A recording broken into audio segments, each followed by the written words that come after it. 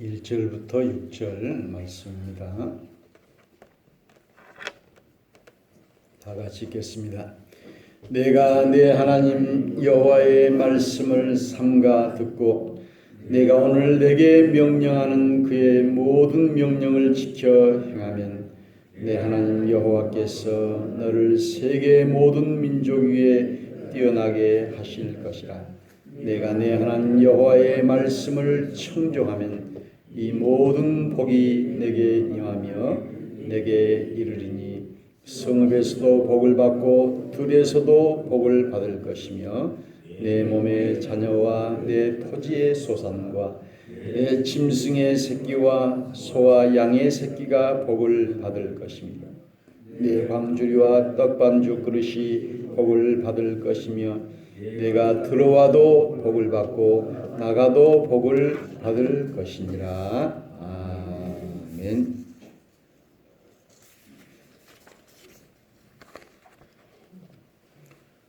할렐루야. 오늘은 어버이 주일이고 부활절 다섯째 주일을 맞이했습니다. 우리는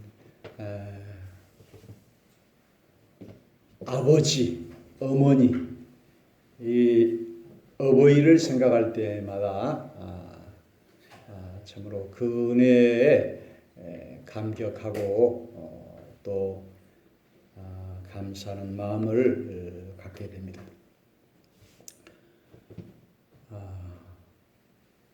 이 세상에서 가장 아름다운 영어가 어머니, mother라고 하는데 참으로 어머니나 아버지, 우리 자녀들을 위해서 희생하고 또 헌신하고 하는 것이 인륜이요. 그리고 또 짐승의 세계도 그렇게 하는 것을 보게 됩니다. 혹 그렇지 않는 사람도 있기는 하지만요. 특별히 우리 한국 사람들은 이 모성애가 아주 강한 것을 볼 수 있습니다. 오늘 에베소서 6장 1절에는 내 부모를 주 안에서 순종하라. 이것이 옳으니라. 내가 이 땅에서 장수하고 잘 되리라. 이렇게 말씀하셨습니다. 그래서 우리는 이 부모님께 순종하는 것과 하나님께 순종하는 것이 연결이 됩니다. 그래서 오늘 성경에 보니까는 고르반이라 해가지고 부모님께 할 것을 안 하고 하나님께 드린다. 그러니까는 부모에게 하기 싫으니까는 핑계대고 하는 이것을 내 눈에 보이는 부모도 사랑하지 못하면서 눈에 보이지 않는 하나님을 사랑한다고 하는 것은 거짓말이다. 그래서 우리의 부모는 우리 하나님과 똑같은 분이에요. 하나님이 다 우리 각 가정에 부모를 주셨고 우리에게도 부모가 있었고 또 나도 부모가 되고 하는 것을 우리가 보면서 이제 그 부모에게 순종이 하나님께 순종, 부모를 사랑하는 것이 하나님을 사랑하는 것과 마찬가지다. 그래서 부모를 순종하지 못하면서 하나님을 순종한다는 말은 잘못된 말이라고 하는 것을 우리는 알게 됩니다. 그래서 우리는 하나님을 아버지라고 이렇게 이야기합니다. 그런데 하나님은 남자가 아니죠. 어떤 또 여성 신학자들은 하나님을 어머니다. 어머니라고 해도 맞아요. 그 맞는 말이에요. 어머니와 같은 분이다. 아버지와 같은 분이다. 그런데 아버지와의 관계가 아주 좋은 사람은 아버지가 자기 아들, 딸을 무릎에다 키우기도 하고 또 모든 것을 다 들어주고 그러니까는 하나님 아버지라고 하면은 하나님도 그런 분이다 하고 이렇게 받아들인 거예요. 그런데 아버지에게 피해를 보거나 아버지에게 거부 반응이 있거나 아버지에게서 상처를 받거나 하는 그런 자녀들은 하나님 아버지라고 하면은 자기 아버지를 생각하는 거예요. 그러니까는 아버지의 그 이미지가 안 좋은 거예요.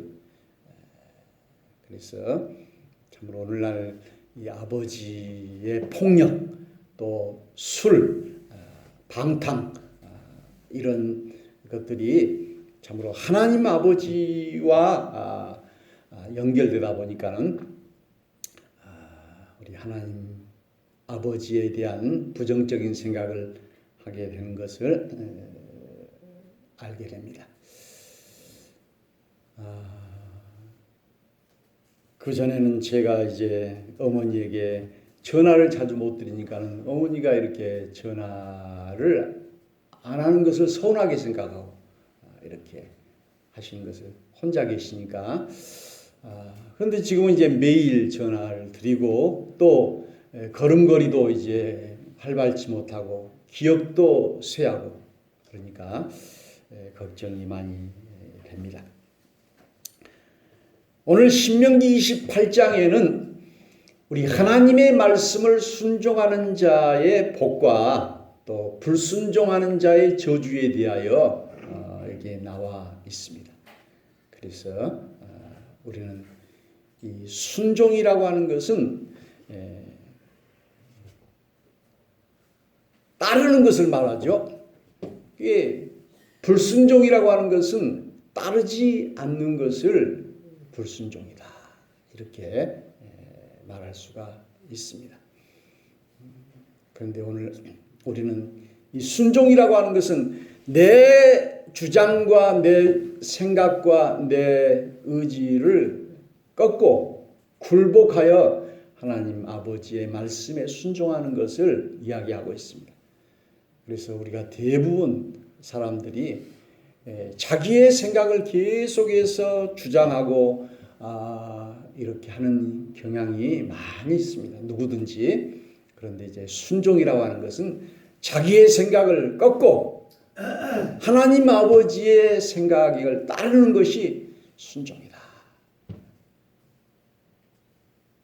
그래서 옛날에 여자는 3종 지도다. 아버지를 따르고 남편을 따르고 자식을 따르고 이렇게 늙어지면 이렇게 자식을 따르고 어렸을 때는 아버지를 따르고 결혼해서는 남편을 따르고 이런 말이 있는데 우리 예수님께서도 나의 온대로 하지 마옵시고 아버지의 온대로 하옵소서 이렇게 기도했어요. 얼마나 우리 예수님도 그래서 죽기까지 복종했으니 하나님과 동등됨을 취할 것으로 여기지 아니하시고 자기를 비워 종의 형체를 가지고 죽기까지 복종하셨다. 이렇게 말씀하고 있습니다.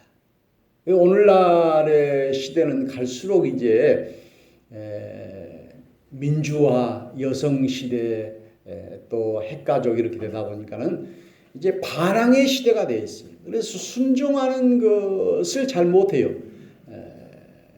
그래서 순종은 약한 사람이나 하는 것이다 이렇게 생각하고 이제 불순종하는 것이 또 대세가 되고 그래서 요즘은 이제 젊은 사람들에게도 우리가 함부로 이야기할 수 없는 시대가 되었죠. 옛날에는 어른들의 말은 다 따랐는데 지금은 이제 젊은 사람들이 어른들 말 안 따라요.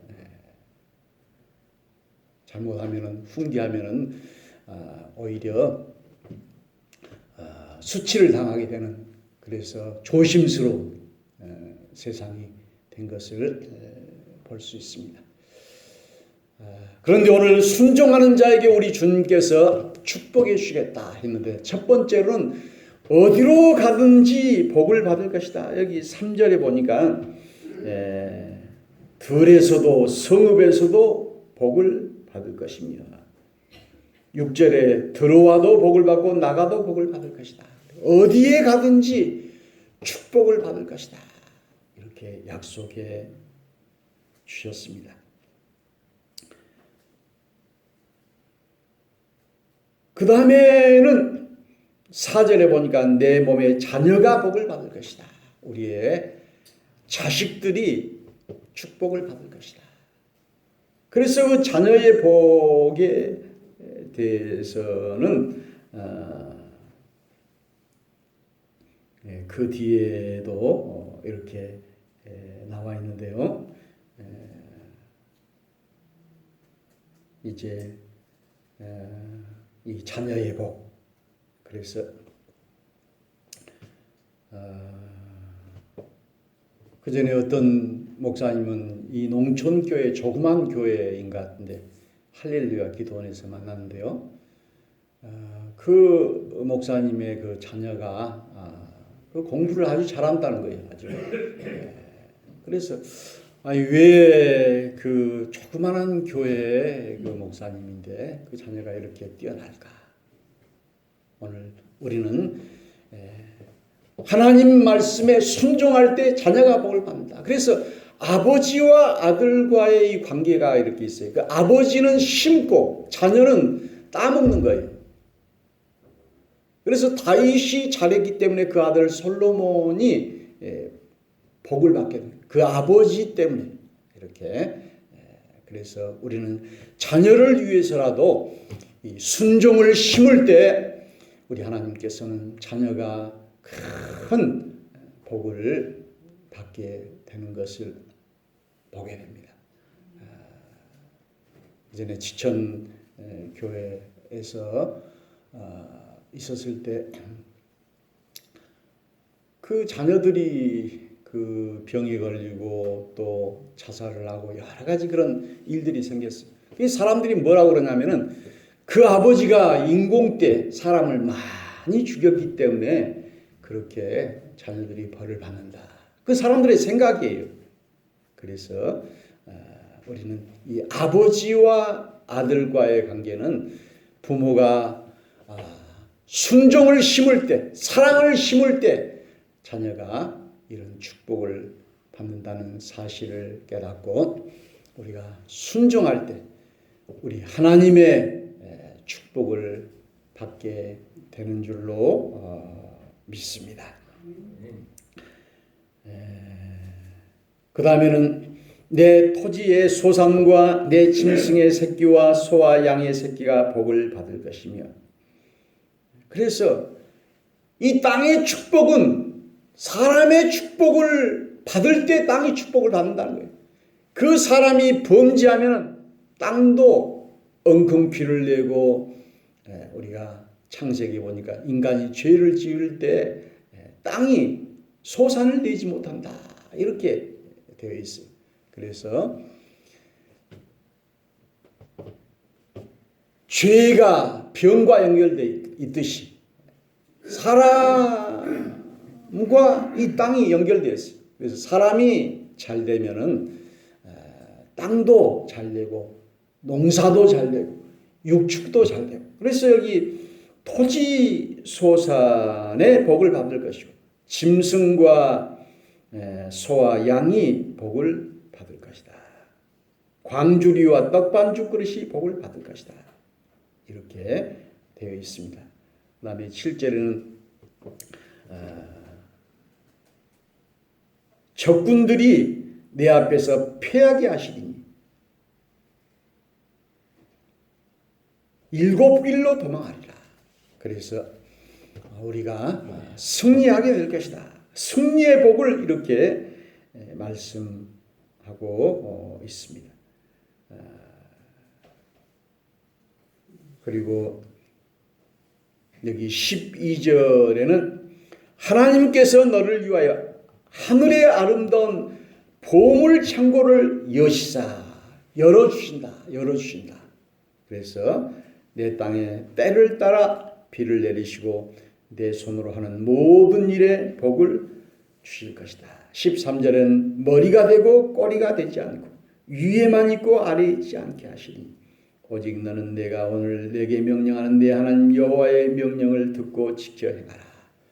그래서 우리를 위에 머리가 되게 하실 것이다. 그리고 돈을 빌려주는 사람이 되지 꿔주는 사람이 되지 않을 것이다. 돈을 끌어다니는 사람은 이제 돈이 없기 때문에 끌어다니는 것이죠. 재물의 이런 결핍함. 그래서 우리 하나님께서 이런 하늘의 보물창고를 여시다. 그래서 돈 많은 부자는 하늘이 낸다라고 하는 이런 말이 있어요. 그래서 오늘 순종함으로 말미암아 이와 같은 축복을 다 받을 수 있기를 주의 이름으로 축원합니다. 그 다음에는 이제 불순종하는 자에게는 저주가 이 말이니. 그래서 저주는 더 많아요. 그래서 저주도 내 소생이 저주를 받을 것이다. 자녀가 저주를 받을 것이다. 토지 소산이 저주를 받을 것이다. 소와 양의 새끼가 저주를 받을 것이다. 그래서 20절부터 보니까는 너를 망하게 하고 파멸하게 하시고 무슨 일을 하더라도 망한다. 파멸될 것이다. 그리고 병이 찾아올 것이다. 연병, 폐병, 재앙, 여러 가지 병과 재앙이 정신병, 종기, 치질, 괴혈병, 피부병 이런 것이 올 것이다. 그리고 30절에 보니까는 내가 여자와 약혼했지만 다른 사람이 그 여자와 같이 동침할 것이다. 너의 그 약혼녀를 빼앗겨 버릴 것이다. 집을 건축했으나 내가 거기에 살지 못할 것이고 포도를 심었으나 내가 열매를 따지 못할 것이고 소를 잡았으나 내가 먹지 못할 것이고 이렇게 다 빼앗겨 버린다고 하는 것입니다. 빼앗겨 버린다. 이런 저주가 화가 임하게 된다고 하는 말씀을 이렇게 계속해서 하고 있습니다. 그래서 적군에게 피하겠고 그리고 얼마나 배가 고프든지 자기 다리 사이에서 나온 태와 자기가 낳은 어린 자식을 남몰래 먹으리. 얼마나 배가 고프면 자기 자식을 삶아 먹겠어요? 이렇게 될 것이다. 그리고 마지막 절에 68절에는 보니까는 내가 종으로 팔려가는데 팔려고 하지만 너희를 살 자가 없을 것이다. 비참하게 되어버리고 말 것이다. 이렇게 말씀하고 있습니다. 오늘 신명기 28장에 우리는 순종의 복과 불순종의 저주, 화에 대하여 이렇게 68절에 걸쳐서 자세하게 이야기했고 이제 그 순종은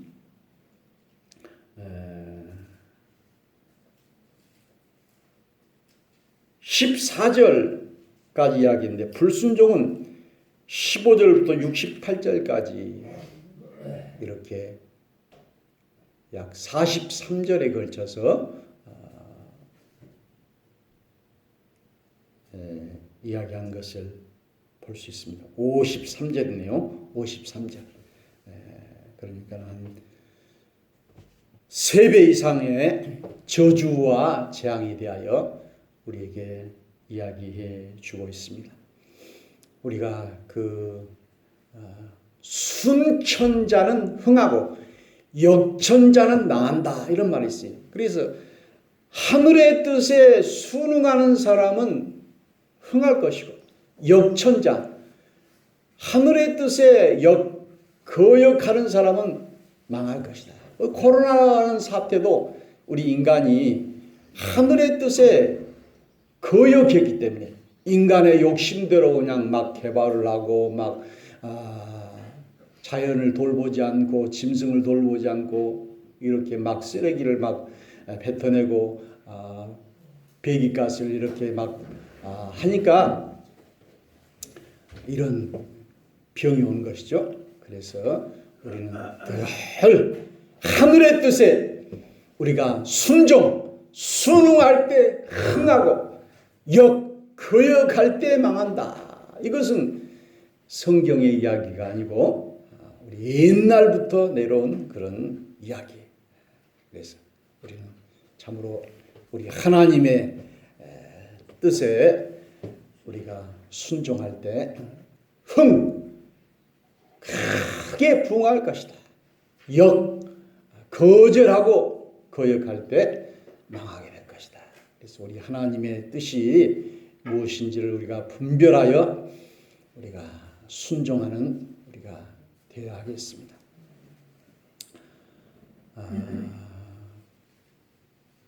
지난번에 우리 무한시찰에 목사님이 그런 이야기 하시더라고.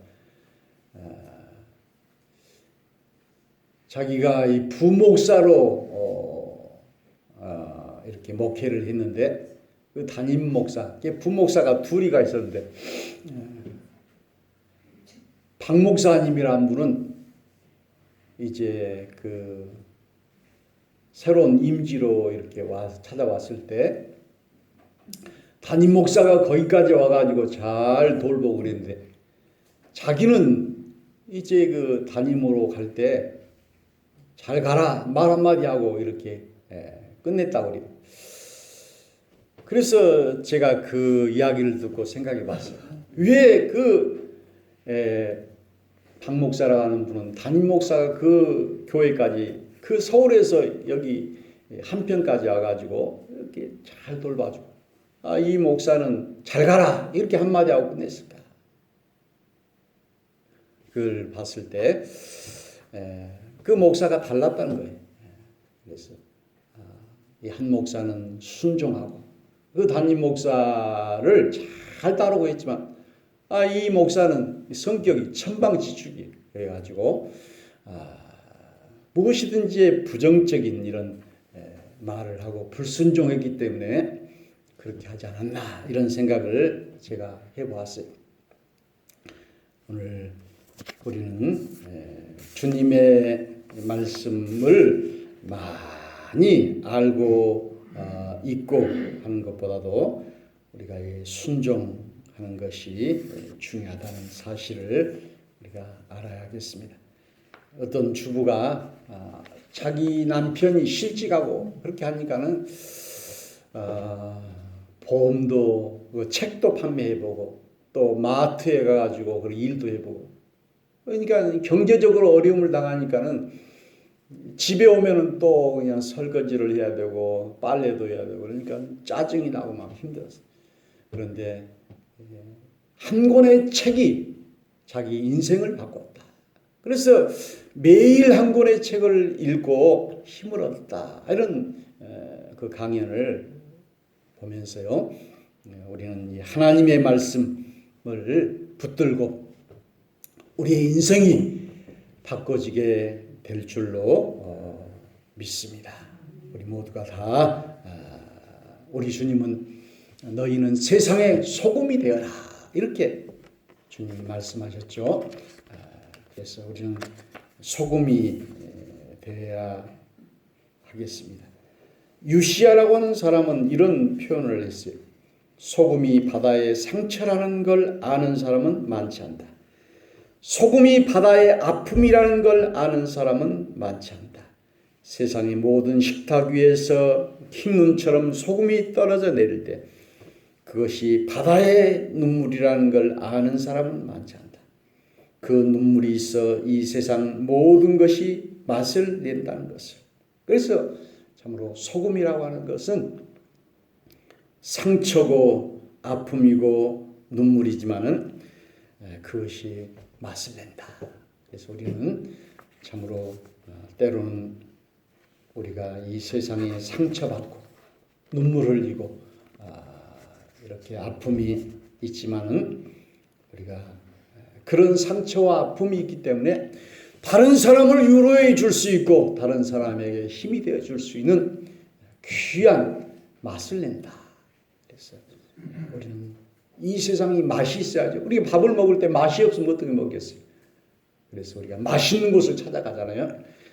맛이 있다라고 하는 말과 멋이 있다는 말은 좀 비슷한 말이에요. 그래서 우리는 참으로 우리 인생도 맛있게, 그리고 우리 교회도 맛있게. 그래서 우리 교수님은 우리 예수님을 멋있는 예수님이다, 이런 책 제목을 썼어요. 멋있는. 우리가 멋있고 맛있고 이런 소금 같은 주님의 말씀에 순종하여, 저분을 보니까 참 맛있는 사람이다, 멋있는 사람이다.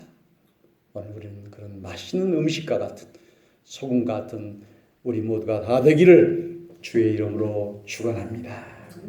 찬송합시다. 197장입니다.